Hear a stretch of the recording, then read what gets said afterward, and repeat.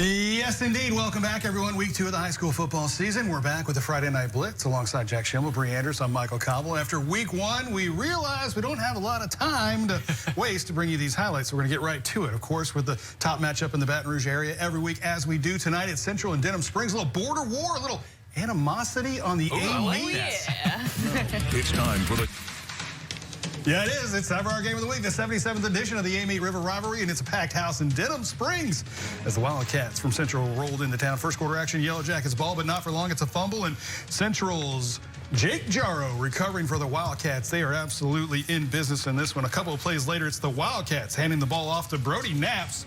He's going to barrel his way on in through the defense for the first points of this ball game. Central would lead it 6-0 after that missed extra point. So the ensuing Denham Springs drive, Coach Brett Beard saying, you guys got to get on the board. Here they do. 3rd and long, Dejon Goldman lofting it into the night, and there's Brenton Paul in to haul it in for the nice gain. How about that? Moments later, it's going to be Goldman going right back to the air, rolling right, throwing left, finding a sliding Trey Seals.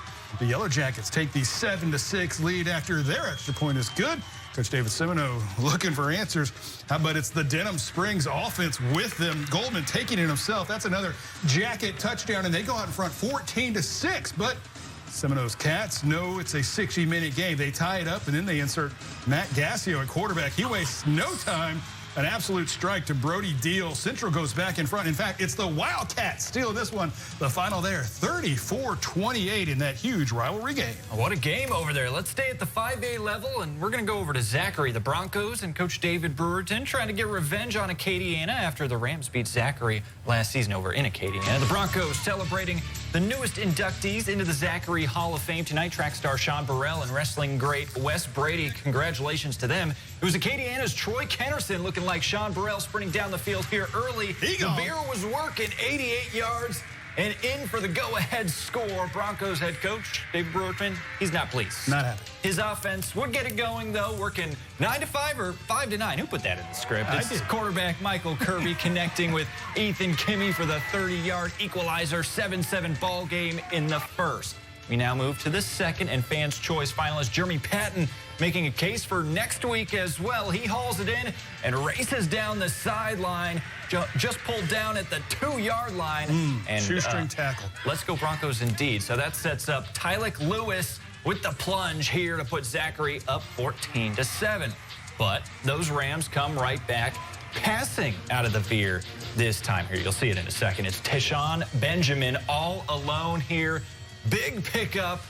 They don't normally see passing out of that formation. That would set up our man Troy Kennerson to finish off the drive, and we're all tied up again. But the Broncos defense makes a stop right before half, and with the ball back, Kirby, he connects with Kimmy to take the lead back. Check out that grab, fingernail grab there. Great concentration.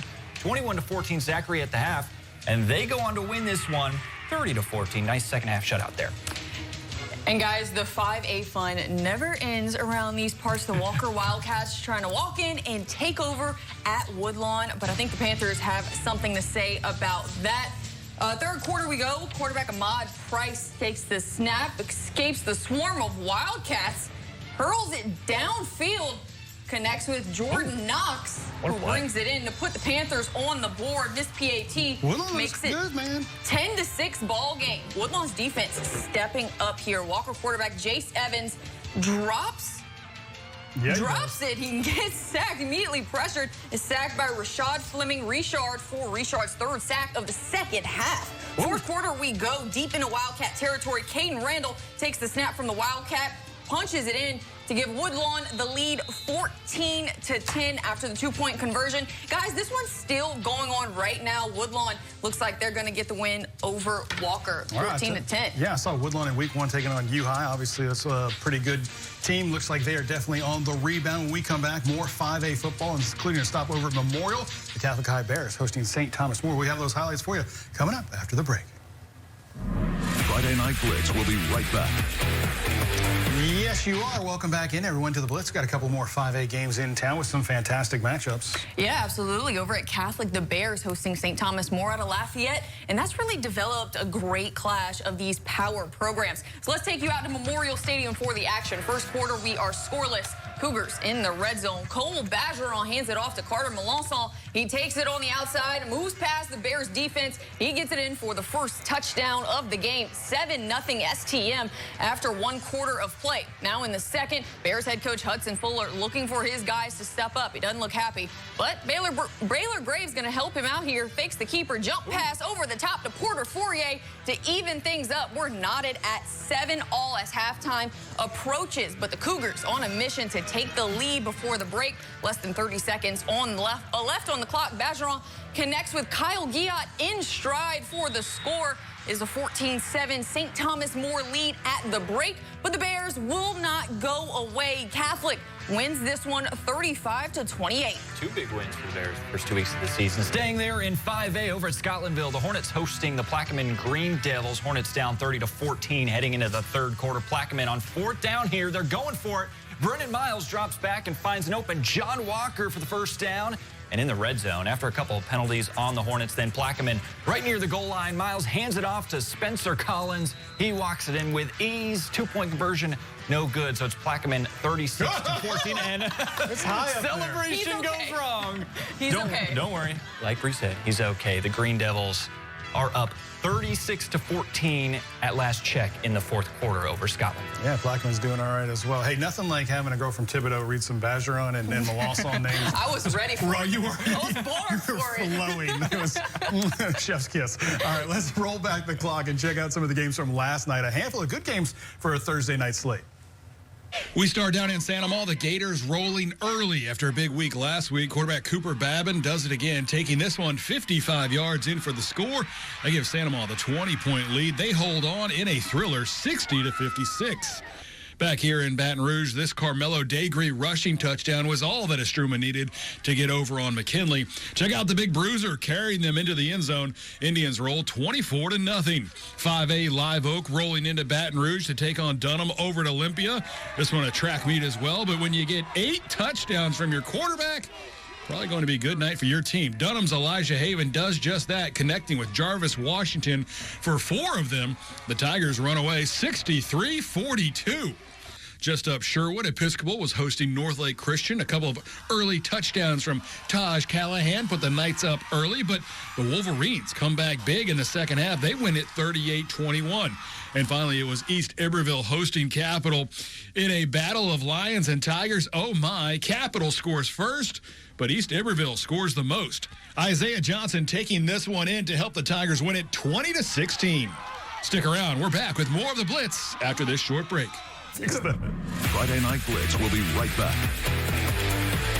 Welcome back in, everyone. Jack Schimmel, Bree Andrews, Michael Cobble here with you on the Friday Night Blitz. What do you say we head south into Ascension Parish for our next trio of games? Parkview with that short drive down Airline to face off against Prairieville. And in the first quarter, it's a scoreless game, but it's going to be Prairieville quarterback Skylar Kelly handing off to Taj Wallace, who is immediately met by Ethan DeRowan for the big loss. It was a defensive struggle, you might say, in the first half. The Hurricanes answer right back. They bring down Logan Sorrell.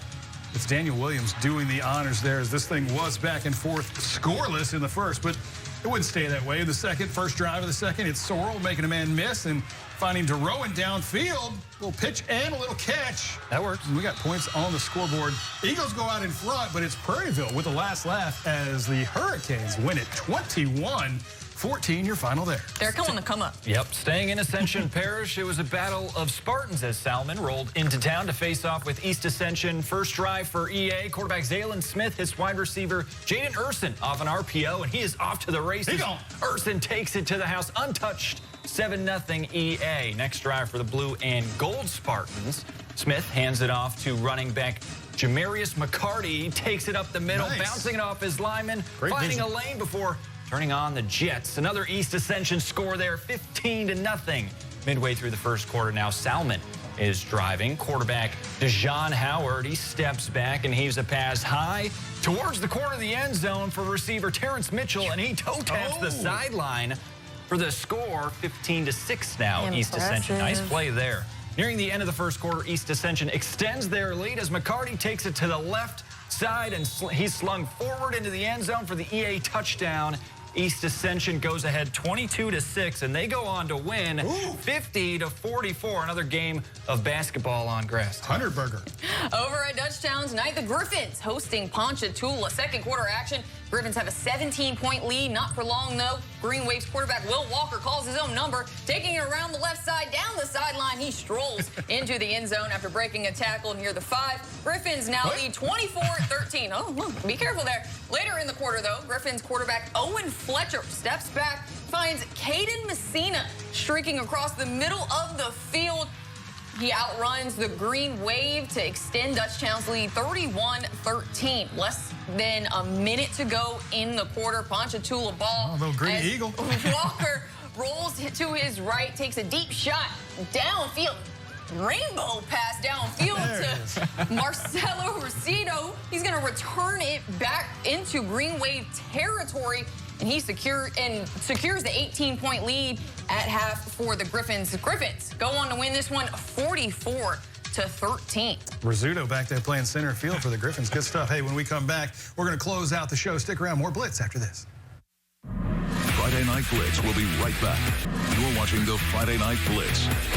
Yes, indeed. Thank you to all of our great sponsors. We are in the fourth quarter, so let's get after it real quick, starting with Tara visiting St. Michael's new stadium. This one pretty much over when we got there. The Warriors up 35-0 at the break. Second half action, they were running the clock, but Tara never say die. In fact, they would get on the scoreboard, but it was St. Michael rolling 42-8, your final in that one, as the Warriors get the big victory, 42-8. All right, now let's go across the river. Bruley hosting the Broadmoor Bucks on the brand new turf. Looks nice. Hey. First quarter, Panthers driving. Drake Vincent fakes the handoff, dumps it out to Reggie Riley.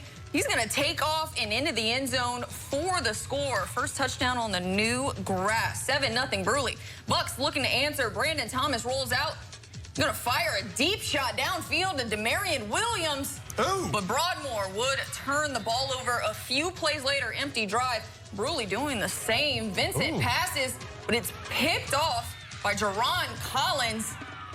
But nonetheless, Bruley takes the win 43-7. Hey, let's go over to Southern Lab over hosting Carroll. Marcus Spears trying to fire up the Kittens at half. I'm sure he'll be at LSU tomorrow night. Carroll down 22-6 in the third quarter. Michael Henderson up the gut. He's in for 6, 22-14. Southern Lab. He drug a whole bunch of kittens there. Man, he was Kittens dragging them. looking to answer here. Dexter Ricard back to pass, but it is going to be tipped here. Carroll's Alden Smith. He gets the tip drill right there, right into his hands, but the Bulldogs unable to capitalize. All right, let's get a Southern Lab highlight in here. Logan Daphne coming up here. He takes the handoff, and he gets deep into Carroll territory. Southern Lab ends up winning this one 34-20. All right. Hey, for Bree and Jack and our behind-the-scenes crew of hundreds, thanks for joining us. We're back next week with Week 3 action. Until then, have a great week.